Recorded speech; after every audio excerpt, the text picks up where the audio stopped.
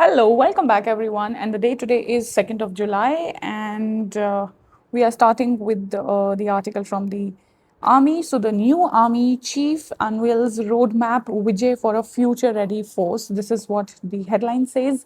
Let's understand what has happened. So, yesterday was the first day of our 31st Chief of Army Staff. What's his name? His name is General Dheeraj Seth. And he has said that there will be a transformational roadmap which will be known as Vijay. Now, let's understand what exactly is this Vijay. This is not just a name, it is actually Indian Army's long term vision to prepare itself for the changing nature of the warfare. Okay. So for the next decade, it is actually inspired by the government's decade of transformative initiative, and the roadmap aims to make the army technology enabled, agile, integrated, and future ready. So what does Vijay stands for? Let's understand. The V stands for vigilance. Maintain high operational readiness and constant alertness, especially along with the Indian borders. I stands for innovation, and transformation. So, modernize the military, adopt the AI, drones, cyber capabilities, robotics, and advanced technologies. The J stands for jointness and integration. So, this means that you have to improve the coordination between the Army, Navy, Air Force, and strengthen the civil military cooperation through the whole of the national approach. Now, A stands for Atmanirbharta. This you cannot ignore. Okay, so increase the use of indigenous defense equipment under the Make in India initiative and reduce the dependence on the imports. Y stands for Yodha First. What does this mean? So, focus on the soldiers by improving the training, technological skills, welfare, veteran support, and we cannot forget our Veer Naris, the war widows which we have. So, this is what Vijay stands for. Understand this, that why is this happening? See, because the modern warfare is changing and the traditional wars were fought for a longer period of time with tanks and infantry, but now everything is being replaced with the multi-domain warfare which is arising, where the conflicts are taking place simultaneously on land, sea, cyber, space, information. So now it has actually evolved in a different scene altogether. Understand this here, that this Vijay roadmap is more than just a policy document, and it actually represents the future direction of Indian Army, and it is something which is giving a lot of emphasis on multi-domain warfare and the preparation of the nation for any adversaries in the future. So, as an officer, future officer, you have to understand how you have to combine the leadership with technology. So, both has to go hand in hand, because the future battlefield will actually demand adaptability, innovativeness, teamwork, and quick decision making. So, it is not just only about your physical courage, it is much more than that. Let's move on to the next article. The second article I'm talking about today is a very small one, but I found that it's a little important, so let's cover this. It says open letter to Modi and Sharif calls for fresh bilateral talk. So, what is this saying? So, a group of around 117 individuals from India and Pakistan, they have written a joint open letter on Wednesday in which they are asking the Prime Minister Narendra Modi and Shehbaz Sharif, urging both the countries to actually start the dialogue again. So that was going to promote people to people exchange, and it is going to reduce the military tensions between both the countries. Now, why has this all happened? See, India and Pakistan relations have actually remained tense after the Pulwama attack, the Balakot airstrikes, and India's decision to revoke the Article 370, which was there in JNK. So, formal dialogue has largely been suspended because of the cross border terrorism which keeps going on. Now, why does this matter? They see, dialogue is always desirable, but as a country, India actually wants to maintain a strict stance on terrorism, because terrorism and talks, they cannot go together. Okay, so lasting peace actually depends on Pakistan if they take credible action against the terror groups who are operating from their soil. So that is why the confidence building measures, okay, confident building measures can actually only succeed when the security concerns are addressed. So understand this as a person who is appearing for SSB, you should know that peace is important, but national security cannot be compromised. So, sustainable dialogue actually requires what? It actually requires mutual trust between the countries. And here we need an on the cross border terrorism. ठीक है, terrorism चलने के साथ साथ we cannot have, we cannot have dialogue and diplomacy. That cannot go together. Let's move on to the next article. This is an interesting article. It says that in the Strait of Hormuz, Iran firmly draws its red lines. So, what has happened is that Iran has declared that while it supports the safe navigation in the Strait of Hormuz, it will not accept any arrangement that limits its own sovereignty and security interests. So the statement comes after recent tensions involving attacks on the ships and growing US Iran rivalry. Now, let's understand what's the whole background to this. See, the Strait of Hormuz actually connects the Persian Gulf to Arabian Sea. We know that, right? Around 20% of the global oil trade passes through this waterway. So Iran has often threatened to disrupt the shipping whenever there are tensions with US or Israel.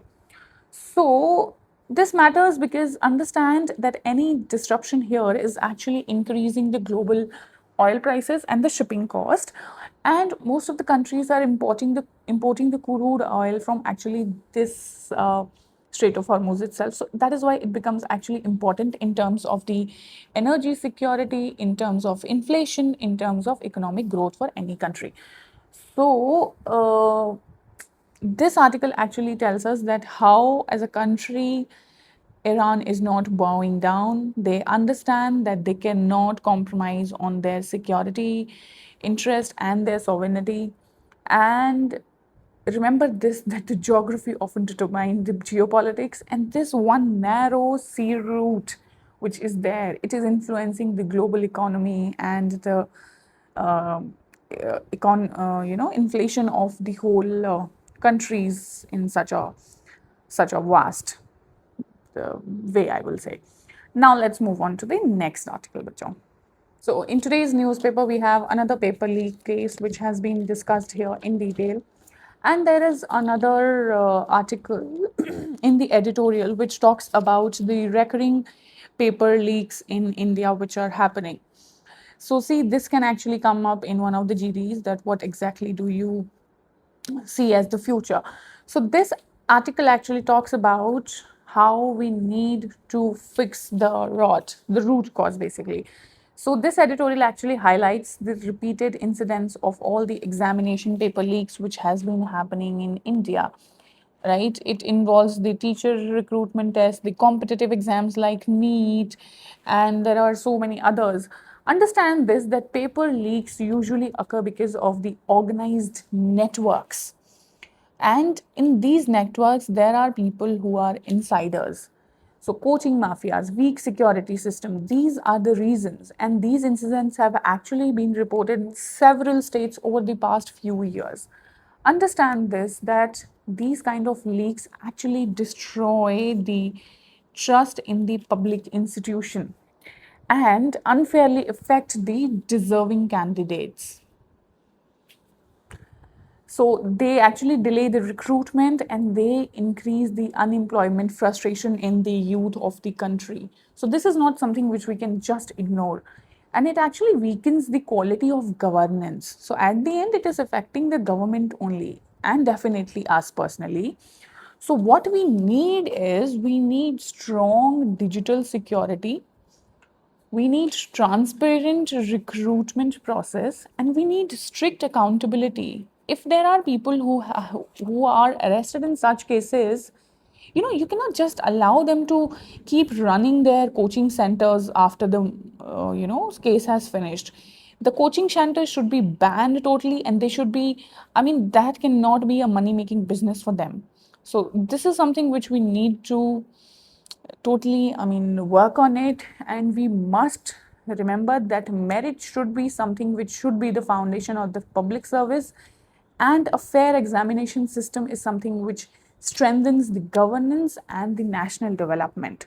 So we cannot keep ignoring this, what has been happening in our country for so long. Now, this is another editorial. This is the Hindi newspaper basically. And this editorial actually talks about how experts have actually proposed a unified, unified national framework. For what? To coordinate India's security transition, which ensures affordable, sustainable, and secure energy while we are promoting the economic growth for our country. So why is this happening? Because India's energy sector is managed by multiple ministries and policies. And as the demand keeps on rising, the renewable energy is actually expanding. So what we need is better coordination. है ना, जितने ज़्यादा लोग होंगे, जितने ज़्यादा लोग manage कर रहे होंगे, उतना कोऑर्डिनेशन में दिक्कत होती है. So we need better coordination to improve the efficiency and planning. ठीक है, ये दोनों चीज़ें हमें बेटर करने की ज़रूरत है. Now why do we need this? ठीक है, एनालाइज द सिचुएशन हियर. देखो, this framework actually aims to balance the energy security, affordability and sustainability. 3 चीज़ों पे ये काम करना चाहते हैं. So it promotes the renewable energy को प्रमोट करता है पहला तो. उसके अलावा it works on battery storage, biofuel and modern electricity. So we need to reduce the dependence on the imported fossil fuels. So that is why a unified policy can actually improve the energy resilience and help our country to achieve the climate goals as well. उस हिसाब से भी ये बहुत ज़्यादा ज़रूरी है. ठीक है. So there are a lot of points which are given. Framework कैसे काम करते हैं देखो यहाँ पे दिया हुआ है. First, second, third, fourth. So they have पूरा उन्होंने बताया है, बट मोटा मोटा मैंने आप लोगों को जिस्ट बता दिया of this whole article. At the end remember this, the line for conclusion is energy security is a national security issue, and our future depends on a clean, reliable, and self-reliant energy system. So we cannot ignore this, and we cannot say that we will be a developed nation if we ignore the energy part of it. No nation can actually do that. Let's start with the Indian Express. And the first article they have covered today is the intent to deepen the strategic ties with India amid global uncertainty. That is what the Japanese Prime Minister has said. So let's see what exactly is happening here. See, the Japanese Prime Minister has arrived in India for what? For annual summit with our Prime Minister. And the discussions actually focus on what? They are focusing on semiconductors, they are focusing on rare earth minerals, they are focusing on supply chains, they are focusing on investments, on AI, defense cooperation, and Indo-Pacific security. सबसे important है Indo Pacific security. बच्चों, अगर अभी भी आप लोगों ने वो इंडो पैसिफिक वाली वीडियो नहीं देखी है, छोटी सी वीडियो है, प्लीज़ उसको देख लीजिए. You will be able to understand why exactly is this becoming so important. So understand this, that both India and Japan, they are strategic special global partners, as now China is rising in this area. Both the countries want to reduce the dependence on China. ठीक है, India और Japan दोनों ही चाहते हैं कि उनका dependence कम हो. For what? For critical technologies and manufacturing. And because of this, this article is saying that this visit is about economic security more than the traditional diplomacy which is being discussed by the leaders. So Japan wants India to become a trusted manufacturing hub for us. They want us to become for what? Chips के लिए, electronics के लिए, and critical minerals के लिए. So stronger India and Japan ties will actually make supply chains secure, and we as a country, we are going to get more investments. We are going to strengthen, we will be strengthening the Quad partnership with Japan as well. So both the countries are also supporting a free and open Indo-Pacific. मैंने बताया था ना, ये सबसे important है. So international law should be respected and no country should be dominating the sea routes. और कौन कर रहा है ये सब हो रहा है चाइना के द्वारा. That is why it is all being set.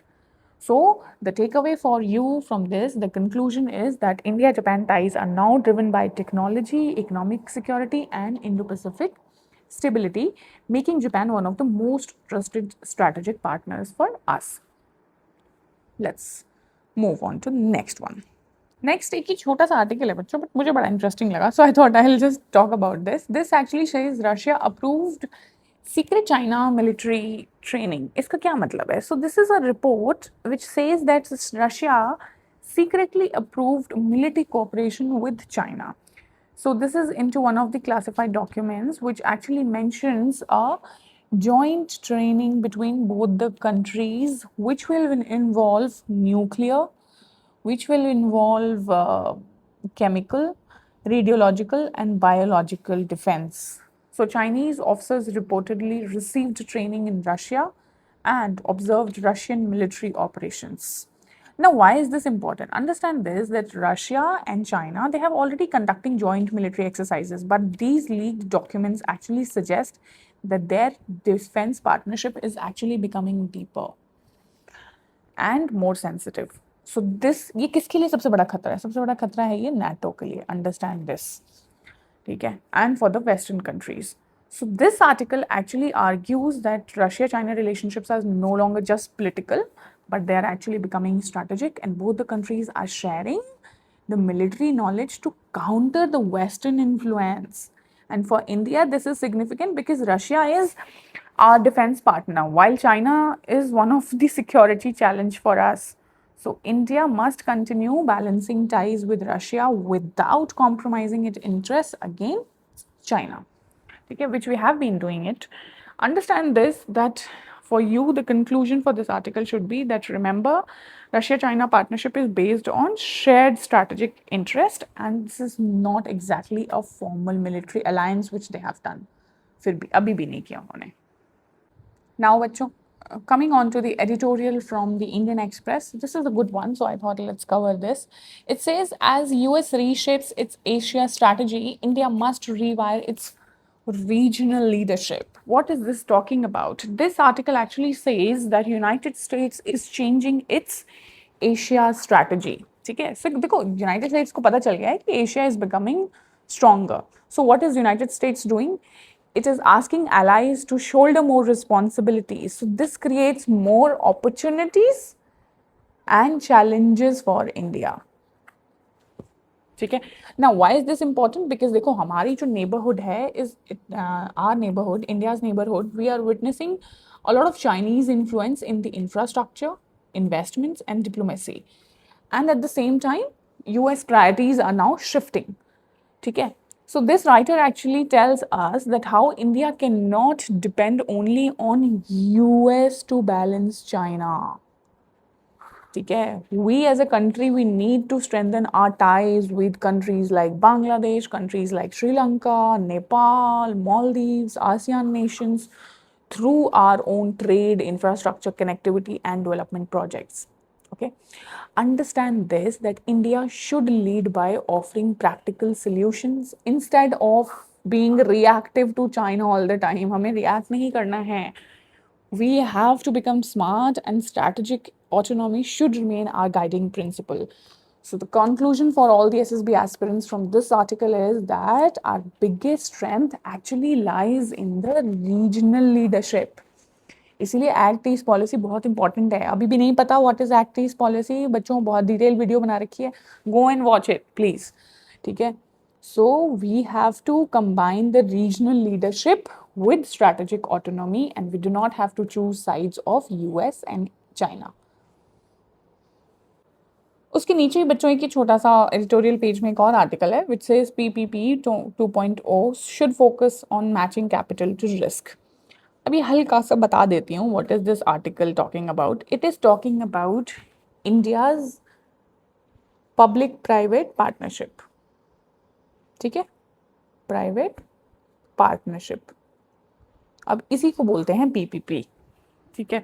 सो कई बार ना आपको इंडियन छोटे छोटे टॉपिक्स, इंडिया के छोटे छोटे टॉपिक्स के ऊपर भी जीडी आ सकती है, इसीलिए आई थॉट कि लेट्स कवर दिस। तो इसमें ये क्या बोल रहा है? इसमें ये बोल रहा है that India's PPP model should finance massive infrastructure projects which we need for our own growth. मतलब इंडिया की ग्रोथ और ग्रीन ट्रांजिशन के लिए we should be utilizing the this model. Why is this important? Understand this, that as a country we need trillions of dollars for maintaining what? For building our highways, for making infrastructure, for making railways, for making renewable energy, smart cities बनाने के लिए. So government की जो money है, it is actually insufficient. It is not that sufficient to do it all. So this author is actually saying that the old PPP model failed because the banks financed long-term projects using short-term loans. तो उससे क्या होता है? उससे financial risk बढ़ जाते हैं. But this PPP 2.0 government should bear higher risk during the construction, while जितने अपने पेंशन फंड्स हैं, इंश्योरेंस कंपनीज हैं, they should invest after projects become operational, and this is actually going to attract more public private investment. Private investment इसमें ज़्यादा होगा, and it will reduce the financing cost for the government. So this actually aims to match the right investor with the project, making infrastructure one of the most sustainable projects for us. The last article I'm talking about for today is US-Iran MOU is a breakthrough for Iran, but overreach to be a folly. What this is saying? This article actually explains that after indirect talks, the US and Iran both have reached an understanding to keep the Strait of Hormuz open despite any regional tensions which are ongoing. Now, I don't need to tell you कि Strait of Hormuz क्यों important है. You know that, okay? So this article actually tells that Iran has shown that they can threaten the shipping, but also using diplomacy to protect their own economic interest. Every country wants that, right? So the agreement reduces the immediate risk, but it does not solve the deeper conflicts, deeper disputes with both the countries has got. कौन से हैं deeper disputes? वो हैं sanctions के और वो हैं nuclear issues. ठीक है? So remember this, that Strait of Hormuz actually remains one of the most important geopolitical choke points which the world has got.